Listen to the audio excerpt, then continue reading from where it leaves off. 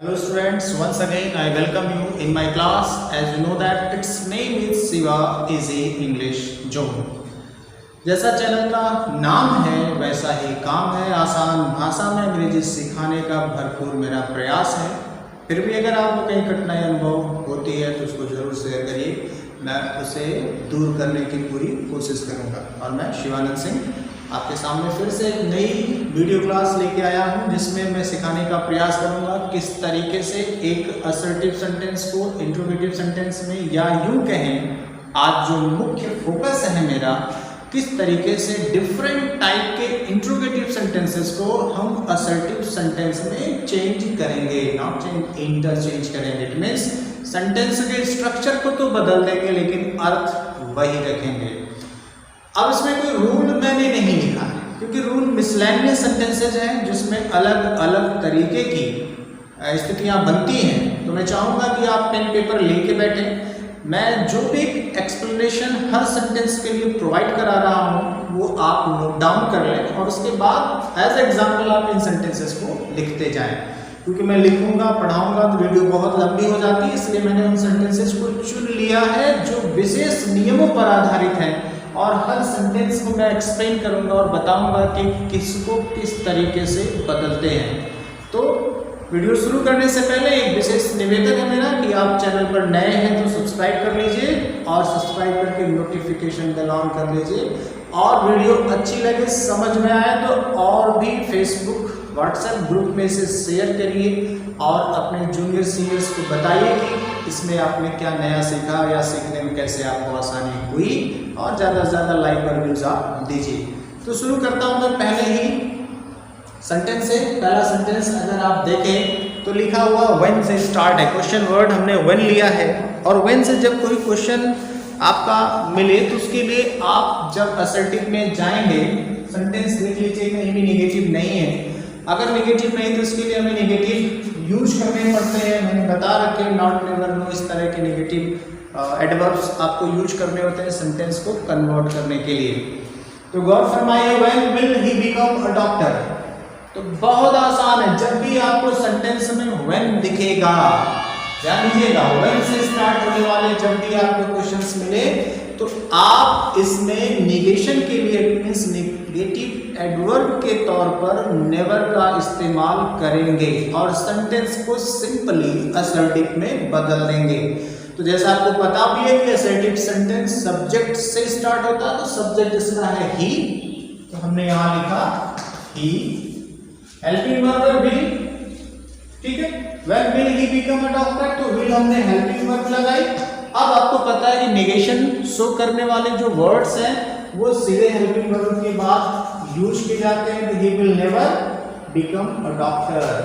तो ये आपका आसानी से बदल गया सेंटेंस असर्टिव, ठीक है। सब्जेक्ट देखिए, आपको पहले से बता रखा मैंने कि असर्टिव सेंटेंस हमेशा सब्जेक्ट से स्टार्ट होते हैं। कंफ्यूजन हो अगर आपको तो काइंड्स ऑफ सेंटेंस नाम की वीडियो आपको डिस्क्रिप्शन में लिंक मिल जाएगा, देख लीजिए। ज़्यादा बड़ी नहीं है, 5-7 मिनट लगेगा आपको। तो यहाँ पर देखिए हेल्पिंग वर्ब विल, और मैंने कहा कि व्हेन अगर आपको मिलता है इंट्रोगेटिव वर्ड तो आप ले जाकर के उसे नेवर में कन्वर्ट कर सकते हैं क्योंकि ये एडवर्ब ऑफ टाइम के तौर पर इस्तेमाल भी हो सकते हैं। तो नीचे वाला तो मुझे लगता है आप समझ भी गए होंगे। When can dear glory fade, तो आपको पता है कि dear glory use as a subject, तो हम इसको यूज कर लेते हैं dear glory can helping verb, when की जगह नेवर बच गया फेड और लगा दिया। Dear glory can never fade आसानी से बदल जाता है। अब बात आती है अगर हाउ आया तो क्या करें। हाउ सेंटेंस में अगर आ रहा है तो कुछ नहीं, सेंटेंस को नेगेटिव में कन्वर्ट कर दीजिए, यानी असर्टिव का नेगेटिव बना दीजिए सिंपल तरीके से। तो अगर आप इसे यूज करें तो सब्जेक्ट आपका आई, कैन हेल्पिंग वर्ब है नॉट, या आप इसकी जगह नेवर भी यूज कर सकते हैं। आई कैन नॉट या आई कैन नेवर, वर्ब आपकी रीपे है, आप इसे रीपे यूज कर लीजिए योर काइंडनेस। ये आसानी से देखिए एकदम सरलतम तरीके से आप इन सेंटेंसेस को चेंज कर सकते हैं। क्योंकि मैंने कहा था कि मैं WS टाइप में सिर्फ हु के लिए वीडियो पिछली आपने देखी होगी तो आपकी समझ में आ रहा होगा, जरूर देख लीजिएगा। कंफ्यूजन होगी कि खाली आप यहाँ WH पर डिस्कस कर रहे हैं, यस नो टाइप कहाँ गया, मैंने बता रखा है यस नो टाइप का तरीका पिछले वाले में।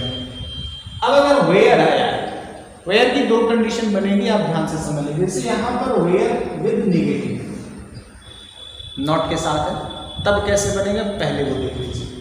अगर आपको वेयर नेगेटिव है तो क्या करें, सब्जेक्ट आप फिर से उठा लीजिए, ही विल, ठीक है, नेगेटिव है तो हटाना पड़ेगा, आपको पता ही है, तो विल ही बी,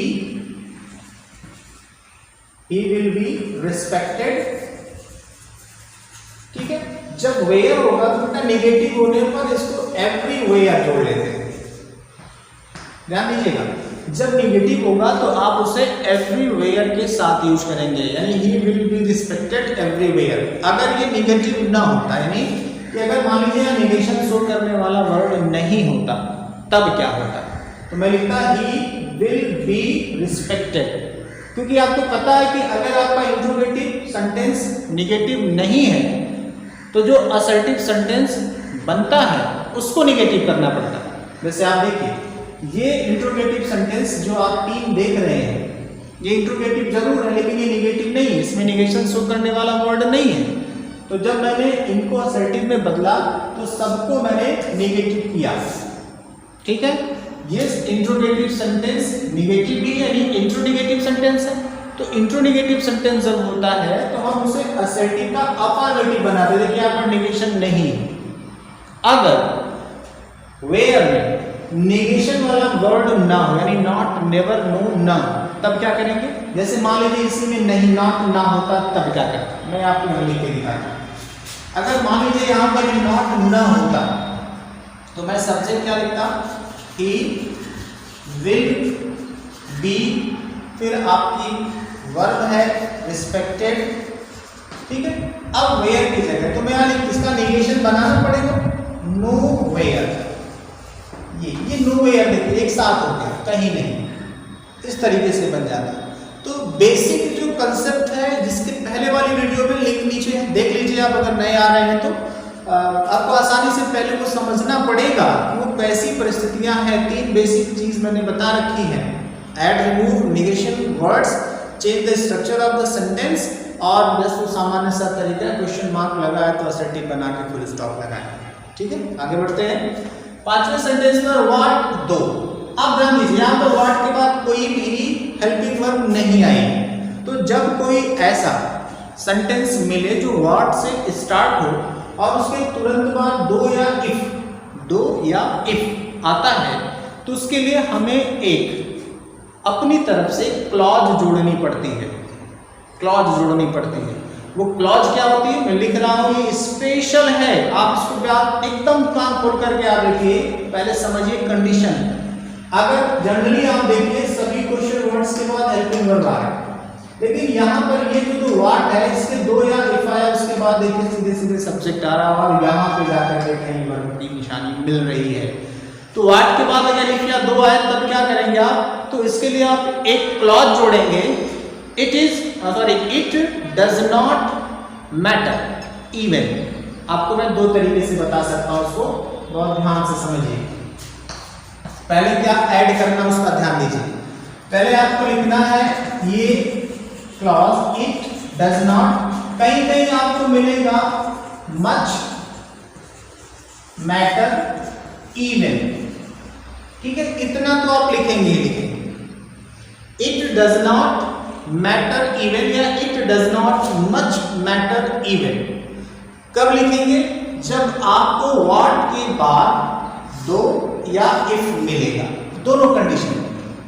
अब क्या करेंगे इसके बाद, आपको पता है यहाँ 2 लिखा हुआ, तो आप आगे यही पूरा 2 द फील्ड बी लॉस्ट या if you are stronger than I, ये चीज आप लिखेंगे। यानी कि व्हाट को हटा करके, अगर मैं पूरी कहानी बताऊं राउंड अप, जब आप इसको शॉर्टकट बोल सकते हैं, तो इतना सारा कुछ यूज करना पड़ेगा आपको व्हाट की जगह, यानी व्हाट हटा दीजिए, it does not much matter even, it does not much matter even though the field be lost, वही यहां भी आ जाएगा, it does not much matter even if you are stronger than I. समझ गए होंगे आप, उम्मीद है मुझे पूरी। ये दो चीजें आप ध्यान रखिएगा। व्हाट की बाद की कंडीशन है, हेल्पिंग वर्ब न आकर के दो या इवन आएगा, सॉरी दो या इफ आएगा, तब आप क्या करेंगे? उसके लिए आप एक क्लॉज ऐड करेंगे, इट डज नॉट मैटर या it does not much matter even, और इसी के बाद का सेंटेंस आगे ऐड करके फुल स्टॉप लगा देंगे। ठीक है, अब आता देखिए व्हाट मोर। अब कहेंगे इवन दो, यहाँ भी तो, यहाँ कहेंगे नहीं, मोर है, मैंने दो कंडीशन के बाद what more can I do. ये सिंपल सा सेंटेंस, इसमें बहुत ज्यादा झगड़ा या लफड़ा नहीं है। आप सिंपली सब्जेक्ट उठा लीजिए साथ में सेंटेंस पे, तो आई हेल्पिंग वर्ब, सेंटेंस निगेटिव नहीं है, नॉट लगा दीजिए।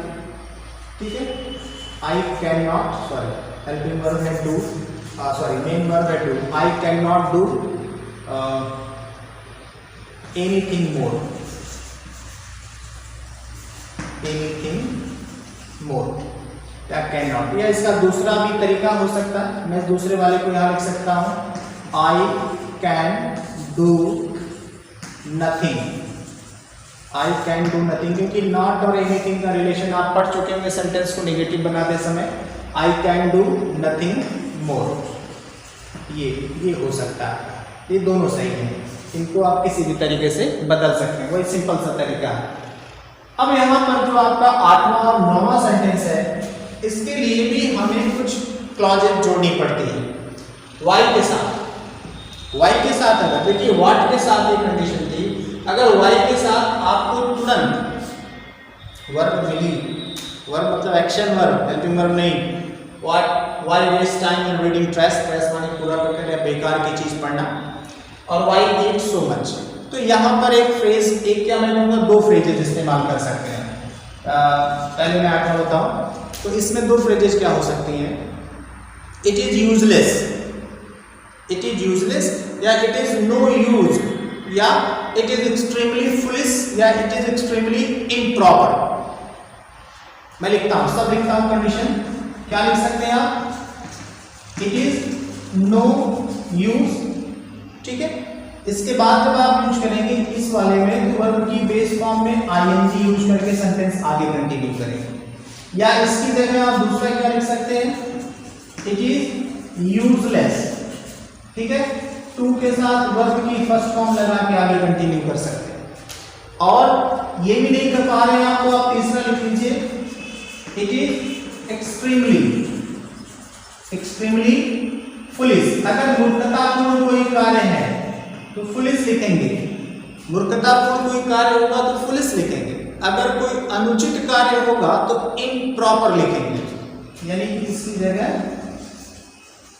इम्प्रॉपर, और उसके बाद टू के साथ वर्ब की फर्स्ट फॉर्म लगा करके सेंटेंस आगे कंटिन्यू करेंगे।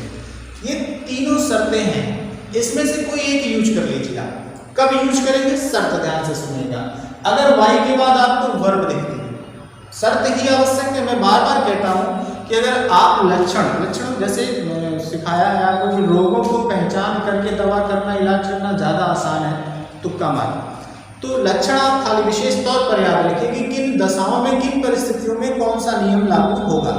जैसे यहाँ का विशेष तरीका, यहाँ भी विशेष है कि जब वाई नाम के क्वेश्चन वर्ड के बाद आपको एक्शन डिनोटिंग वर्ड मिल जाए, तब आपके पास तीन तरीके से बदलने का ऑप्शन रहता है। सावधानी रखिएगा, अगर आप लिखते हैं इट इज नो यूज, तो यहाँ पर वर्ब की आईएनजी फॉर्म बनेगी, और अगर यहाँ पे आप इट इज यूजलेस लिखते हैं तो टू के साथ फर्स्ट फॉर्म, या इट इज एक्सट्रीमली फुलिश मूर्खतापूर्ण कार्यों के लिए, और अनुचित कार्यों के लिए इट इज एक्सट्रीमली इम्प्रॉपर के साथ टू प्लस वर्ब की फर्स्ट फॉर्म बनेगी। तो मैं ओरली इसके आंसर बता दे रहा हूँ, मेरे पास जगह नहीं है लिखने के लिए।